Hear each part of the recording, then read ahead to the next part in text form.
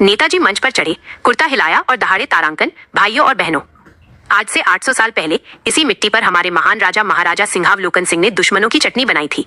अगर आज वो होते तो पेट्रोल 5 रुपए लीटर होता और हर घर के बाहर एक डायनासोर, सॉरी, घोड़ा बंधा होता। हमें उस महान इतिहास को वापस लाना है। तभी भीड़ में से हाफ पैंट और चश्मा पहने प्रोफेसर होमो चिल्लाए, तारांकन नेताजी, जरा 800 साल पीछे से गियर हटाकर थोड़ा और पीछे चलो, गाड़ी रिवर्स मारो। नेताजी चौंके, तारांकन, अरे कौन है ये देशद्रोही, इतिहास का अपमान कर रहा है। दृश्य 2, कंटिन्यू इतिहास का हमला। प्रोफेसर होमो मंच पर चढ़ गए और नेताजी के हाथ से माइक छीन लिया। प्रोफेसर, तारांकन नेताजी, आपका इतिहास बहुत छोटा है, चुनिंदा है।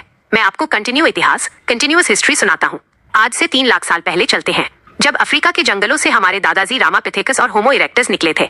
नेताजी गुस्से में, तारांकन क्या बकवास है, हमारे दादाजी तो जमींदार थे। प्रोफेसर, तारांकन, अरे नेताजी, तब जमींदारी नहीं थी, तब आपके और मेरे पूर्वज साथ में नंगे घूमते थे। उस समय महाराजा सिंहावलोकन नहीं बल्कि चिंगालाला हुहू का राज था। मुख्य मुद्दा ये नहीं था कि मंदिर कहाँ बनेगा या मस्जिद कहाँ बनेगी।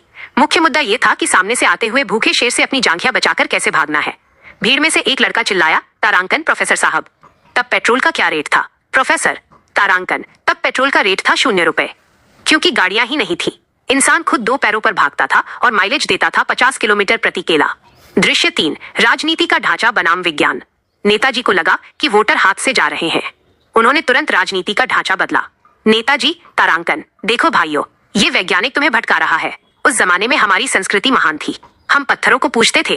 प्रोफेसर, तारांकन, बिल्कुल पूजते थे नेताजी, क्योंकि पत्थर रगड़कर आग जलानी होती थी। अगर पत्थर नहीं पूजेंगे तो कच्चा मांस चबाना पड़ेगा। विज्ञान का ढांचा कहता है कि इंसान ने अपनी जाति और संस्कृति तब बनाई जब उसे आपस में शिकार बांटना था। जो ज्यादा चालाक था उसने खुद को ऊंची जाति का शिकारी घोषित कर दिया और जो सीधा था उसे सूखी हड्डियां थमा दी। नेताजी ने अपना सिर पकड़ लिया। उन्होंने प्रोफेसर के कान में फुसफुसाया, तारांकन, अरे भाई, क्यों मेरी रोजी रोटी पर लात मार रहे हो? अगर लोग 3 लाख साल पुराना इतिहास याद रखने लगे तो मेरे 800 साल पुराने वाले भाषण का क्या होगा? प्रोफेसर, लाउड स्पीकर पर, तारांकन, वही तो। नेताजी आपको 800 साल पुराने राजा की कहानी सुनाकर भावुक कर रहे हैं ताकि आप आज का महंगाई इंडेक्स भूल जाएं। विज्ञान कहता है कि सर्वाइवल के लिए रोटी चाहिए, राजा का नाम नहीं। अगर आज महाराजा सिंहावलोकन सिंह जिंदा होते तो वो भी अपनी तलवार बेचकर स्कूटी में पेट्रोल डलवा रहे होते। दृश्य 4, क्लाइमैक्स। जब थ्योरी प्रैक्टिकल बनी तभी अचानक नुक्कड़ पर एक आवारा सांड बुल तेजी से दौड़ता हुआ आया।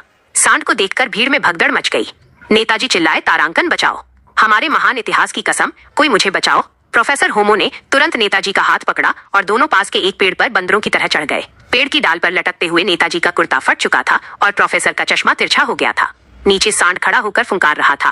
प्रोफेसर हंसते हुए, तारांकन, देखा नेताजी, इसे कहते हैं कंटिन्यू इतिहास का प्रैक्टिकल। आज सांड के सामने आपका 800 साल पुराना सिलेक्टिव इतिहास काम नहीं आया। आज हम दोनों वापस 3 लाख साल पुराने होमो सैपियंस बन गए हैं, जिनका एक ही उद्देश्य है, पेड़ पर चढ़कर अपनी जान बचाना। कोई जाति नहीं, कोई धर्म नहीं, सिर्फ सर्वाइवल ऑफ द फिटेस्ट।